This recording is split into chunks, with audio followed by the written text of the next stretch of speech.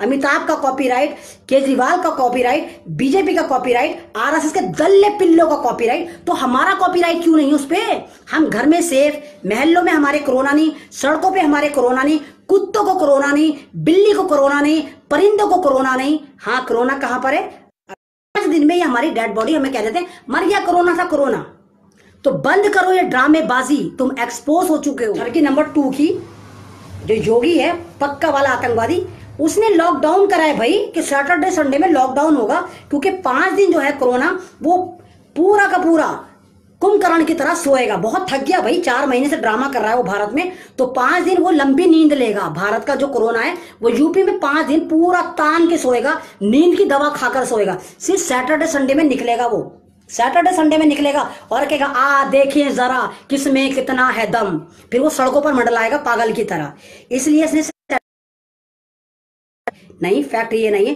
Fact ये है कि इसने लॉकडाउन इसलिए करा है क्योंकि इसको पता है कि मुसलमानों का त्योहार बकरीद सैटरडे में आ रहा है, ताकि वो त्योहार ना मना सकें। इसलिए इसने लॉकडाउन का ड्रामा 1 महीने पहले। भाड़े के टट्टू जो स्ट्रीम मीडिया वाले हैं, इनके पास कुछ काम नहीं है। अमिताभ ने किस तरह करा, अमिताभ ने किस रंग का शूशू करा, अमिताभ ने किस रंग का वो लिया, कब सेक्स करने जा रहा है, ऐश्वर्या राय ने कब पादा, है ना, करीना कपूर के बेटे ने कौन सी वाली टी शर्ट पहनी, करीना कपूर का बेटा कब रोया, क्यों मरे, ये मतलब सिर्फ ये दिखाएगा, फालतू की चाटुगिरी दिखाएगा, फालतू की।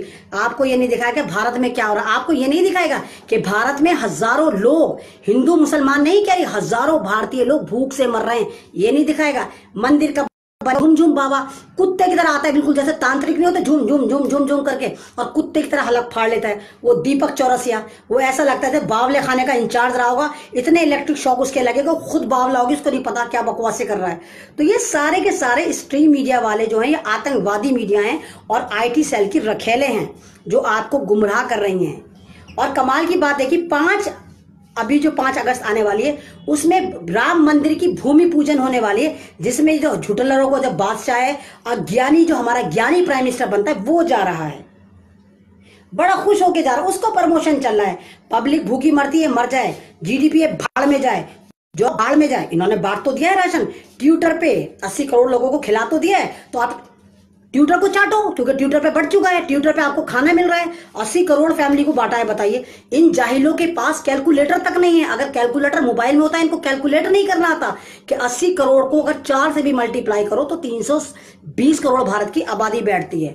तो सिर्फ ये ट्विटर खेलते रहते हैं, पूरे एशिया को एक खाना खिलाते रहते हैं। सारे झोला छाप इनके यहाँ प्राइम जितने भी मिनिस्टर हैं वो हैं, सारे अज्ञानी भरे पड़े हुए हैं। चाहे वो सीतारमन हो, वो बांट रही थी लॉलीपॉप कि जी सीता मैया, निर्मला सीता मैया, हमारे प्याज महंगी हो गई, मैं प्याज नहीं खाती।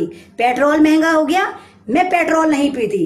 भाई ऑटोमोबाइल की जितनी भी ये सारी कंपनियां ये बंद हो रही हैं, ये ओला उबेर ने करवाई, मतलब बकवासें इनसे करवा लो। तो साड़ी उठा उठा के नाचने वाली, क्योंकि सास भी कभी बहू थी, प्याज के रेट पर साड़ियां उठा के मुजरे करती थी जंतर मंतर पे, कभी यहाँ कभी वहां। कहाँ मरी पड़ी है, किस गुफा में है? अब पेट्रोल महंगा हो गया, कहां मर गई? कहा किस गुफा में पड़ी हुई, किसके साथ पड़ी हुई है, कहां मर गई?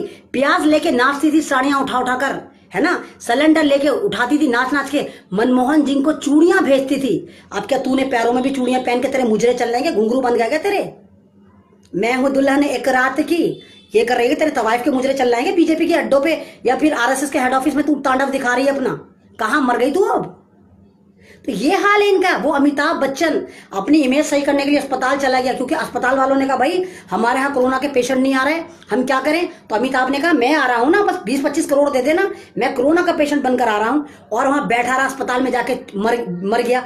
मर जाता तो कम से कम हमें तो खुशी होती, हाँ कि भारत में कोरोना है। अगर अमिताभ मर जाता, बाखुदा मैं मान लेती कि भारत में कोरोना है। केजरीवाल मर जाता, मैं मान लेती भारत में कोरोना है। ज्योतिराव सिंधिया और उसकी मां मर जाती थी, मैं मान लेती। समित पात्रा मर जाता, मैं मान लेती। तो नहीं है कोरोना, सिर्फ WHO से इनकी सेटिंग है कि $1500 में एक पेशेंट और 20 लाख में एक मुर्दा। ये ड्रामा है। तो ये नहीं मरेंगे, तो ये अस्पताल जाके एडमिट हो गया, अपनी छवि भी सही हो गई, बहुत दिन से नजर भी नहीं आ रहा था, इसको मीडिया ने दिखाना बंद कर दिया था क्योंकि गुफा में पड़ा हुआ था। पहले तो सन 2013 में पेट्रोल के दामों को लेकर साइकिलों पे चल रहा था, गाड़ी जला के मार रहा था, अब 80 रुपए से ऊपर हो गया तो बेचारा ये भी गुफा में पड़ा हुआ था। क्योंकि इतिहास रहा है, बहुत बड़ा चाटुकार, बहुत बड़ा दल्ला, बहुत बड़ा बलात्कारी है ये अमिताभ बच्चन। कभी कांग्रेस की चाटता था, फिर कांग्रेस ने इसके पिछवाड़े पे लात मारी तो वहां पे मुलायम सिंह की चाटने लगा, फिर मुलायम सिंह का राज गया तो हमने सोचा मैं कहा जाऊं, किसकी चाटूं जाकर, तो अभी फौरन आरएसएस का दल्ला पिल्ला आरएसएस में घुस गया। ये वही है, हाज मोला सर, पाद के एड में, बनियान के एड में। तेरी रेपुटेशन क्या है कुत्ते, तू है क्या? तेरे मंदिर बलात्कारी है तू, बलात्कारी। तूने तो ऐश्वर्या तक को नहीं छोड़ा था, उसके साथ भी रंग रलियां मनाई थी। तू कहाँ का भगवान है? भगवान ऐसे होते हैं, बलात्कारी भगवान होते हैं। तो बेचारा अस्पताल को भी प्रमोट कर दे, थोड़ा पैसा इसके हाथ में आ जाए इस बलात्कारी के, तो इसकी भी इमेज हो गई। हाय अमिताभ ने पीले रंग का मुंह था, हाय अमिताभ ने हरे रंग का हगा, हाय अमिताभ ने ऐसा पाद मारा कि बदबू ही नहीं आई। बड़ा डॉक्टर टेंशन में आ गया कि पाद में बदबू होनी चाहिए थी, लेकिन बदबू नहीं आई क्योंकि अमिताभ तो टहल नहीं रहा था। तो ये बकवासें दिखाता है स्ट्रीम मीडिया, इन हरामजादों को प्रमोट करता है जो भारत के सबसे बड़े गद्दार हैं, सबसे बड़े भगवा आतंकवादी हैं, इनको मरता है आपका स्ट्रीम मीडिया। तो आप बाइकआउट करिए। आपको नहीं दिखाता? अभी देखिए एक दलित ने एक उच्च कोटि के आदमी की बाइक पे हाथ लगा दिया, उसकी जान ले ली उन लोगों ने मार मार कर। उसका जुर्म यह था कि सिर्फ बाइक को टच कर दिया। तो ये सिर्फ गोबर पे, गाय पे, भैंस पे, मंदिर मस्जिद पे आपको काटेंगे, आपको लड़वाएंगे, आपको मरवाएंगे, और कोरोना की आड़ में ये आपको भी मारेंगे। ये सारे मुसलमानों को मारा है, 90% मुसलमान मर रहा है कोरोना में, 90%, और 10% दलित मर रहे हैं। ये बहुत बड़ी राजनीति चल रही है। और उसके बाद देखिए जो अस्पताल में जा रहा है, डेड बॉडी नहीं, गुर्दे फेफड़े निकालने हैं। और ये मैं नहीं कह रही, सोशल मीडिया पे 50 वीडियो वायरल हो रही हैं। जब जबरदस्ती डेड बॉडी लेकर आया, उनको नहलाया तो कुछ नहीं था उनके अंदर, खाली डिब्बे थे, वो कुछ नहीं था। तो ये ड्रामा चल रहा है। कोरोना के 8 लाख हो गए, ये हमें नहीं डरा रहे, ये WHO वालों से कह रहे हैं भैया लिखते रहो, हमने 8 लाख केस कर दिया, हमारा इतना पैसा हो गया। कोरोना के 10 लाख हो गए। तो हराम खोरो, वो लोग कहाँ गए जो भारत में पहले थे? वो मरीज कहाँ गए? Heart patient, kidney patient, influenza के patient, HIV positive patient, malaria के पेशेंट कहाँ गए? वो सारे के सारे छुट्टी पे चले गए बीमारियां, क्योंकि कोरोना आ गया। दुनिया की सबसे भयंकर बीमारी HIV पॉजिटिव है, जिसमें दुनिया में सबसे ज्यादा लोग मरे हैं, 32 मिलियन। उसको तो राष्ट्रीय आपदा घोषित नहीं करा तुमने। और जबकि तुम्हारे ही बीजेपी वाले बाल गृह में जा जाके उन लड़कियों को HIV पॉजिटिव कर आए हैं, उनके साथ उल्टी सीधी हरकतें करके, तब तो तुमने नहीं करा। तो ये ड्रामे हैं तुम्हारे। तुम चाहते हो पूरे भारत को ये कोरोना वायरस की आग में बर्बाद दे देना भारत को। हाँ भाई ले ले, ये टुकड़ों में क्या दे रहा है कि तू इतना ले ले, तू उतना ले ले, तू उतना ले ले। क्यों दे रहा है भाई? जब एक ही जमीन नहीं हमारी गई तो फिर ये सेना जो है सरहद पर क्या कर रही है हमारी? 40,000 फौज। और भाई एक बात कमाल की बात है, कमाल का फैक्ट, जब भारत में कोरोना नहीं था तो इसने सारी फौजें हटा ली थी सरहद पे से, जिसका फायदा उठा के चाइना आराम से घुस गया था हमारे अंदर। जब पेट्रोलिंग नहीं हो रही थी 4 महीने पहले, इसने मौत की तरह बांटा। हमारे ठरकी चौकीदार ने, इसकी बटालियन ने, कोरोना आ गया, सब बावले हो गए, जैसे बस मौत आ गई, और सब सटपट भाग रहे थे कि भाई मौत आ रही, जल्दी जल्दी घरों में घुस जाओ। तो फौज भी हट गई, फौज भी डर गई। जब फौज डर गई तो वो सरहदों पे नहीं गई। जब वो सरहद पे नहीं गई, जो चाइनीज वायरस था, चाइना से जा चुका था, उन्हीं चाइनीज ने हमारे अंदर कब्जा कर लिया, लद्दाख में, गलवान में, सब जगह, है ना। जब कोरोना वायरस नहीं था, ये तब की बात है। अब जब भारत में 11 लाख कोरोना वायरस पेशेंट हो चुके हैं, तो सरहद पे जो हमारे 40,000 फौजी हैं, जरा इसे ठरकी चौकीदार से मालूम करो, ये क्या सोशल डिस्टेंस में लड़ेंगे मास्क लगा कर? और अगर वायरस है तो भैया 2-4 ट्रक, 10 लाख तू बता रहा है, तो 2-4 ट्रक कोरोना वायरस के पेशेंट को भर और जाके चाइना की सरहद पे छोड़िया, ताकि वो लोग कोरोना से मर जाएं। और तो तुम कुछ कर नहीं सकते। तो ये तो कर सकते हो ना कि कोरोना, क्योंकि चाइना तो कोरोना है, कोरोना वायरस वहीं से आया था। तो 10 लाख में से जितने भी पेशेंट है, जितने तुम ट्रक में भर के ले जा सकते हो, चाइनीज फौजियों के आगे डाल आओ, ताकि उस वायरस से वो मर जाए। लेकिन तुम ऐसा नहीं करोगे, क्योंकि कोरोना वायरस है नहीं, ये तुम भी जानते हो। और कोरोना वायरस अगर था तो केजरीवाल मरना चाहिए था, संबित पात्रा मरना चाहिए था, ज्योतिराव सिंधिया मरना चाहिए था, जी न्यूज के हेड ऑफिस वाले मरने चाहिए थे। तो सारा कोरोना वायरस हमारे लिए क्यों?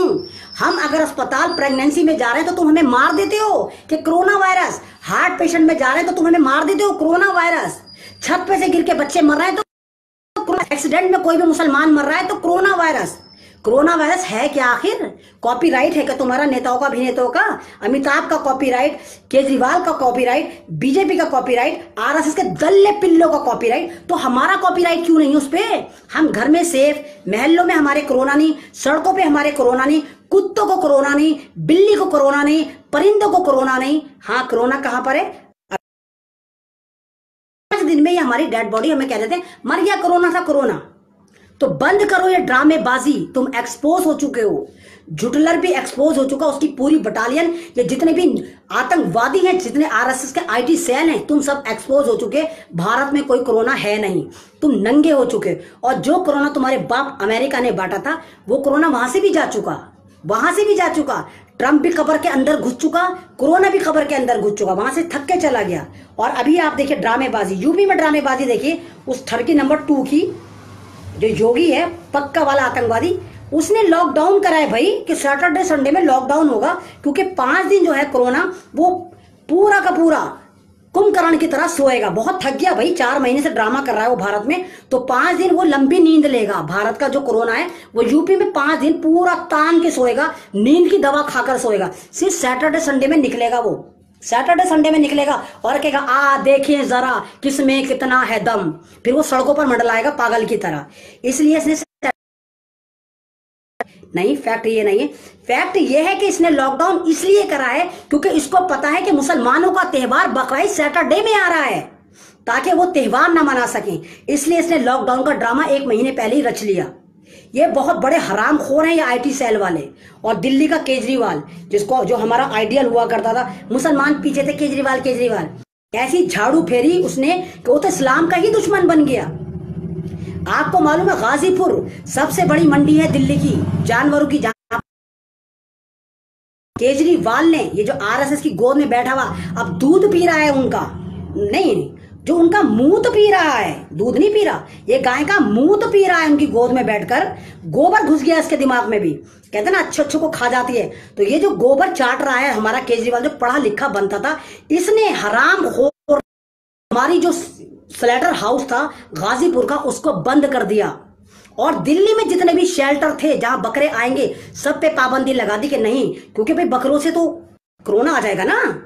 ये हमारे मजहब के ऊपर हमला है, ये हमारे ऊपर हमला है। इनकी अमरनाथ की यात्रा है, बाबा बर्फानी, बाबा टरफानी, बाबा धमानी, बाबा फरफानी, बाबा फुरकानी, सब ड्रामे चल रहे हैं। ये यात्रा, वो यात्रा, अमरनाथ यात्रा, जगन्नाथ यात्रा, मंदिरों में सारे इनके ड्रामे चल रहे हैं। अरे हमारे सिर्फ 2 मजहब आते हैं, ईद और बकरीद। तुम्हारी तरह हमारे 1 करोड़ 35 लाख भगवान नहीं है कि रोजाना कोई ना कोई त्योहार हो। हमारे 2 ही त्योहार आते हैं, ईद और बकरीद। उनमें भी तुम कुंडली मार के बैठ गए हो, उनमें भी तुम खत्म करना चाहते हो। और जीव हत्या, वाह, बकरीद पे अगर हम करें तो जीव हत्या। और जो तुम्हारे जितने आरएसएस के दल्ले पिल्ले, जितने भी 4 पक्के वाले ब्राह्मण हैं, ये जो गाय काट काट के एक्सपोर्ट करते हैं, तो कौन सी हत्या होती है?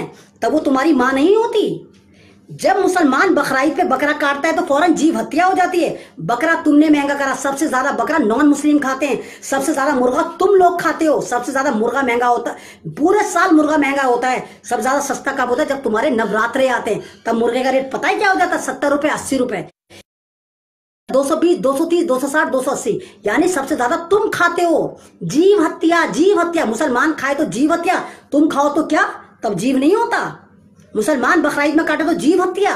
तुम गलियों में लाइनों लगा के लगे खड़े रहते हो बकरीद पे, कसाईयों की दुकान पे, तब जीव हत्या नहीं होती। और जिस गाय माता की तुम बात करते हो, उसको कसाई को कौन बेचने जाता? तुम ही बेचने जाते हो। जब वो दूध से भाग जाती है तो तुम कसाई को बेचने जाते हो। क्यों बेचने जाते हो? कसाई की उसकी आरती उतारेगा, हाय मेरी गाता मैया। सबसे ज्यादा गौशाला में गाय तुम मार रहे हो, तुम उनको कुछ नहीं देते। ओखला में 250-300 गायें फिरती हैं, हमारे पढ़ो तुम्हारी माँ आवारा गर्द फिर रही हैं, प्लास्टिक की पन्नियां खाती हुई फिर रही हैं। तो ये ड्रामे बंद करो, ये गाय के नाम पे हरामीपन करना बंद करो। गाय अगर तुम्हारी माता होती ना, तो सबसे ज्यादा गाय की जो खाल एक्सपोर्ट करते हो ना, तुम ब्राह्मण करते हो। 8 कंपनियां हैं तो गाँव में जो सारी की सारी ब्राह्मण है। और माफ करो, मरी हुई गायों का नहीं उतारते तुम, वो सारी की सारी तुम कुर्बान करते हो, सेक्रीफाई करते हो, फिर उनकी खाल उतारते हो। फिर ओके टेस्टिंग होने के बाद उनके जूते, उनकी लेदर, बेल्ट, सब कुछ बनती है। तो ये तुम करते हो, मुसलमान नहीं करते। तो मुसलमान बकरीद करे तो जीव हत्या, तुम मुसलमान को गाय के नाम पे काट दो तो वो कोई हत्या नहीं होती। तुम दलितों को मार देते हो जय श्री राम का नारा लगा के, वो हत्या नहीं होती। तो ये हमारी आज़ादी पे हमला है। और अगर आप लोग नहीं बोले तो अभी नहीं बोले तो कभी नहीं बोलेंगे। ये आपके मजहब पर हमला है। मैं ऐमन रिजवी जब आवाज़ उठा सकती तो आप क्यों नहीं उठा सकते? कितने हमले मेरे पे हो गए, कितने अभी भी दल्ले पिल्ले आएंगे, मुझे गालियां देंगे, सारे गोबर भक्त आएंगे, अपनी अपनी गोबर भक्ति दिखाएंगे। तो आप क्यों नहीं अवेयर हो सकते?